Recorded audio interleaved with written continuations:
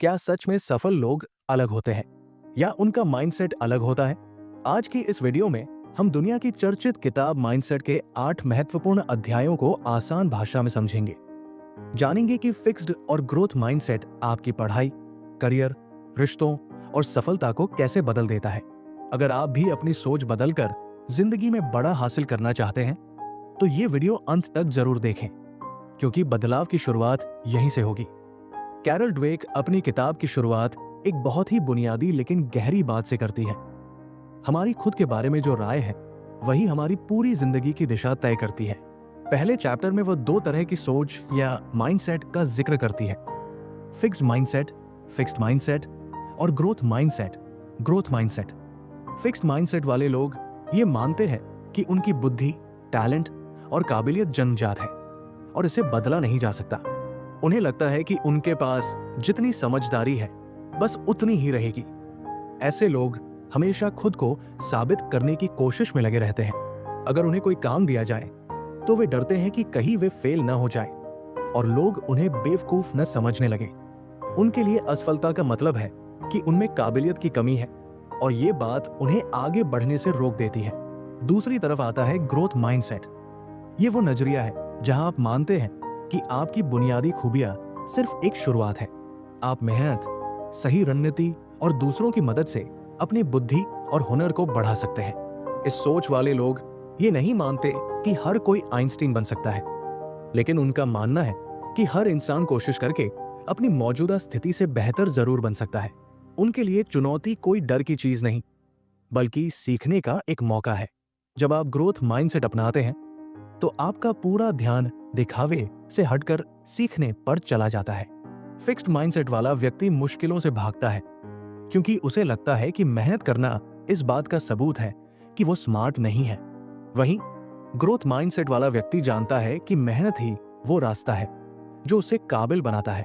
ये चैप्टर हमें आईना दिखाता है कि हम अपनी असफलताओं को कैसे देखते हैं, एक अंत की तरह या एक नई शुरुआत की तरह। असल में हमारी क्षमताएं पत्थर की लकीर नहीं है, बल्कि उन्हें तराशा जा सकता है। यही इस पहले हिस्से का सबसे बड़ा संदेश है कि आप अपनी सोच बदलकर अपनी पूरी दुनिया बदल सकते हैं। दूसरे चैप्टर में हमें इन दोनों माइंडसेट्स के और भी गहरे सफर पर ले जाती है। वो समझाती है कि ये सिर्फ हमारी बुद्धि के बारे में नहीं है, बल्कि ये हमारे पूरे व्यक्तित्व और जीवन के अनुभवों को देखने का एक नजरिया है। फिक्स्ड माइंडसेट वाले व्यक्ति के लिए दुनिया एक इम्तिहान की तरह होती है, जहां उसे हर कदम पर खुद को बेहतर दिखाना होता है। उनके लिए फेल होना सिर्फ एक घटना नहीं है, बल्कि उनकी पहचान बन जाती है। उन्हें लगता है कि अगर वे एक बार असफल हो गए, तो वे हमेशा के लिए लूजर बन गए। यही कारण है कि वे अक्सर उन कामों को चुनते हैं जो उनके लिए आसान हो और जिनमें उनके फेल होने का खतरा कम हो। ग्रोथ माइंडसेट वाले लोगों की कहानी बिल्कुल अलग होती है। उनके लिए असफलता भी एक जानकारी या फीडबैक की तरह होती है। वे इसे इस तरह देखते हैं कि अभी मैंने इसे नहीं सीखा है, लेकिन मैं कोशिश करूंगा तो सीख जाऊंगा। इस चैप्टर में एक बहुत ही दिलचस्प बात बताई गई है कि कैसे ग्रोथ माइंडसेट वाले लोग मुश्किलों में भी आनंद ढूंढ लेते हैं।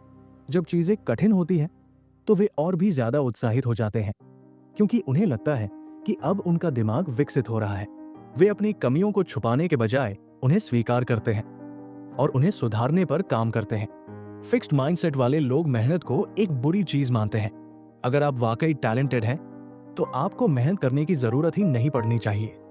उनके हिसाब से मेहनत करना इस बात का सबूत है कि आप में टैलेंट की कमी है। इसके उलट ग्रोथ माइंडसेट में मेहनत को वो ईंधन माना जाता है जो किसी भी इंसान को जीनियस बना सकता है। हम बचपन से ही जैसा माइंडसेट अपना लेते हैं, वो तय करता है कि हम अपनी क्षमता का पूरा इस्तेमाल कर पाएंगे या नहीं। अगर हम ये मान ले कि हम बदल सकते हैं, तो सीखने का रास्ता कभी बंद नहीं होता। ये चैप्टर हमें सिखाता है कि अपनी पहचान को अपनी उपलब्धियों से नहीं, बल्कि अपनी सीखने की लगन से जोड़ना चाहिए। तीसरा चैप्टर काबिलियत और कामयाबी के असली सच से पर्दा उठाता है।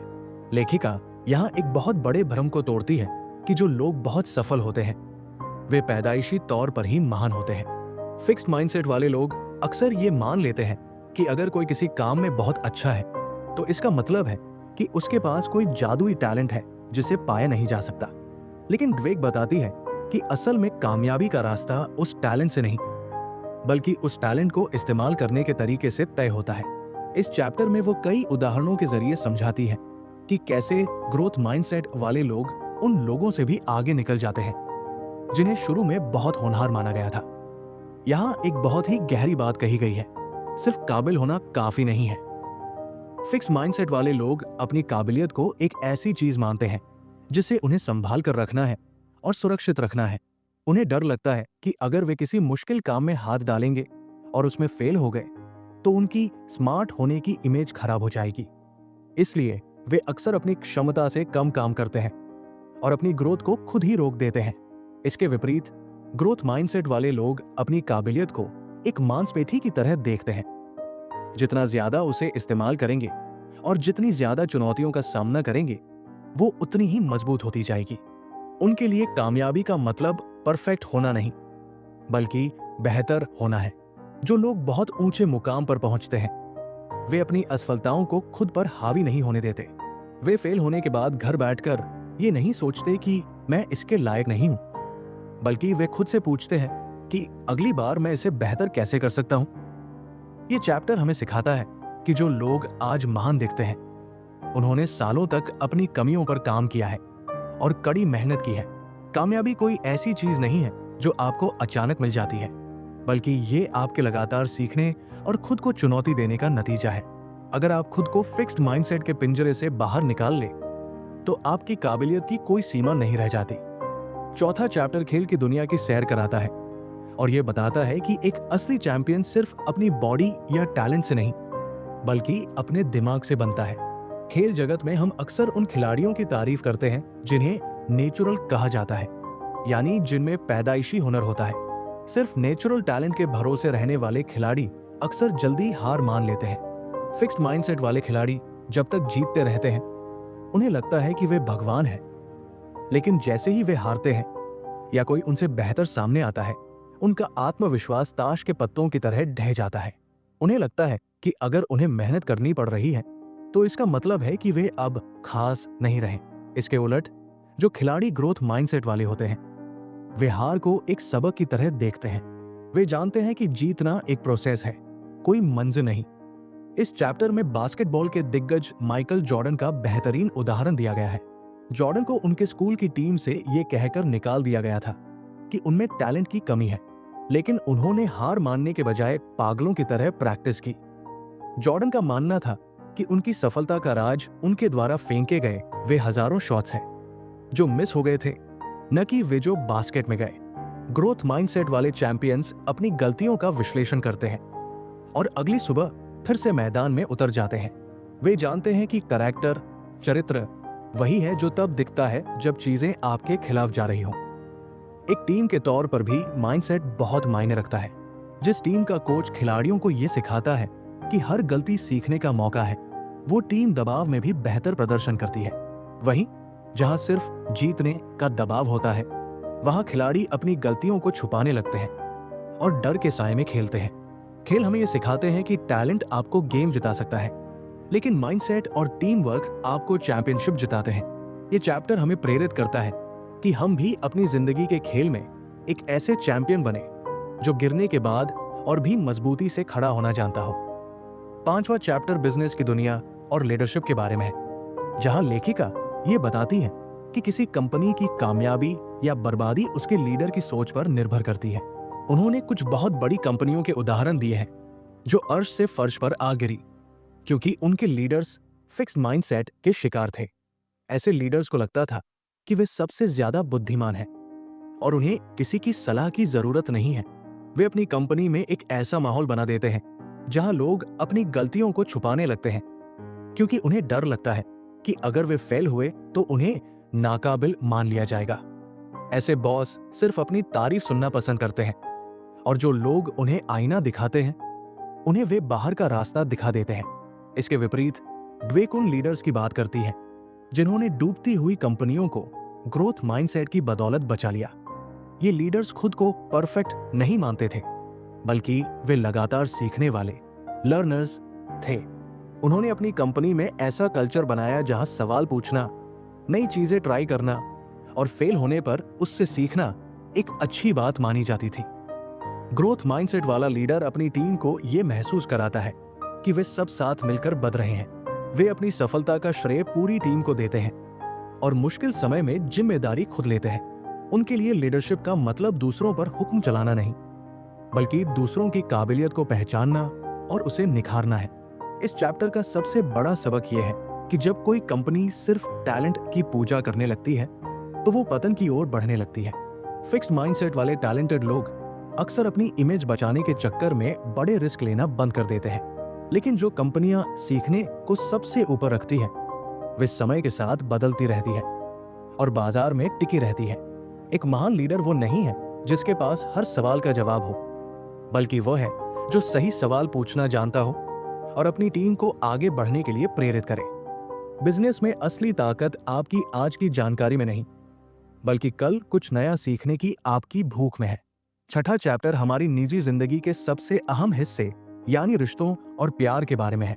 माइंडसेट सिर्फ स्कूल या ऑफिस में ही नहीं, बल्कि हमारे पार्टनर और दोस्तों के साथ हमारे व्यवहार को भी तय करता है।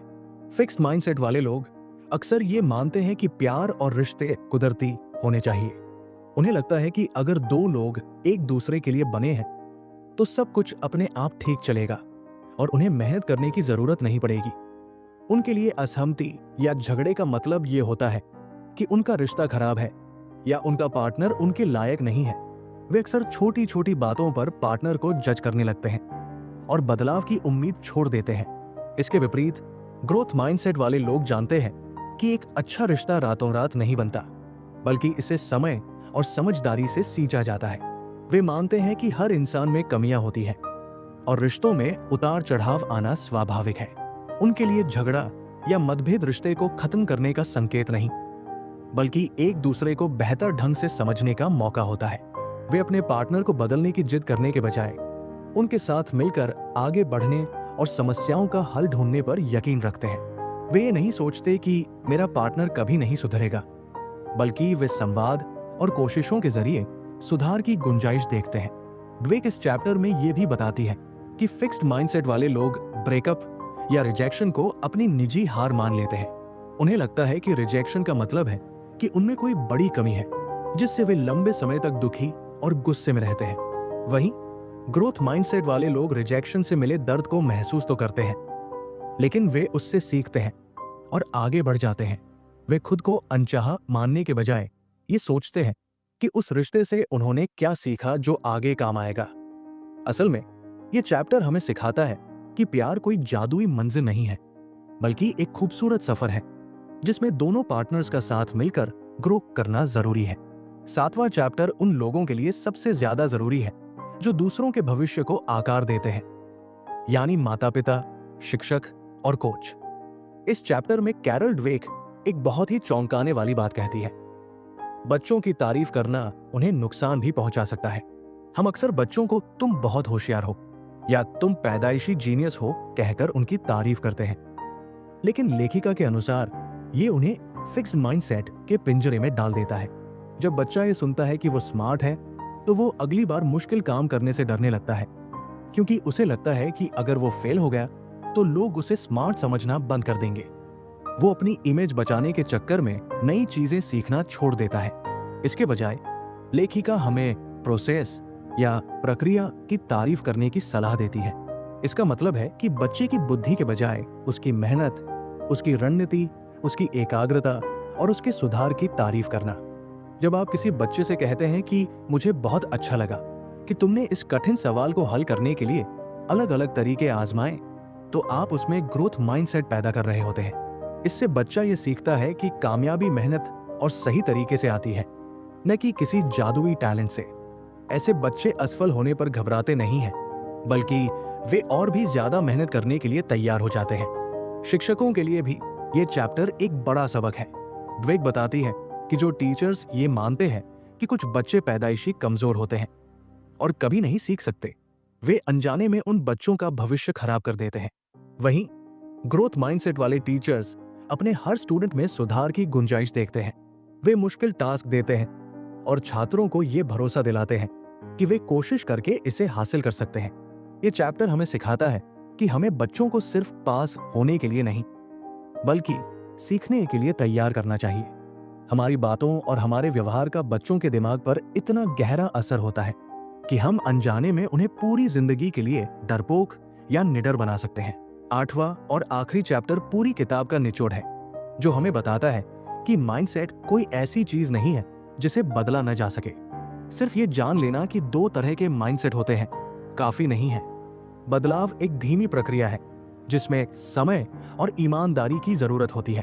सबसे पहले हमें अपने अंदर के उस फिक्स माइंडसेट वाले हिस्से को पहचानना होगा जो हमें नई चीजें करने से रोकता है या फेल होने पर हमें कमतर महसूस कराता है। जब भी हम कुछ नया शुरू करते हैं और मन में डर आता है कि लोग क्या कहेंगे या मुझसे नहीं होगा, तो समझ जाइए कि ये वही पुरानी सोच है जो हमें पीछे खींच रही है। बदलाव का दूसरा कदम है उस फिक्स माइंडसेट को एक नाम देना और उसे अपना दोस्त बनाना, लेकिन उसे अपने फैसलों पर हावी न होने देना।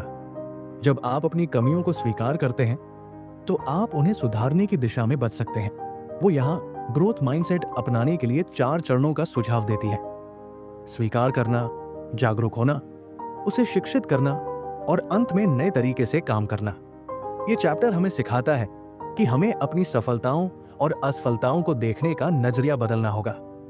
हमें खुद से ये पूछना बंद करना होगा कि क्या मैं इसमें सफल हूं या असफल, और इसकी जगह ये पूछना शुरू करना होगा कि आज मैंने क्या नया सीखा।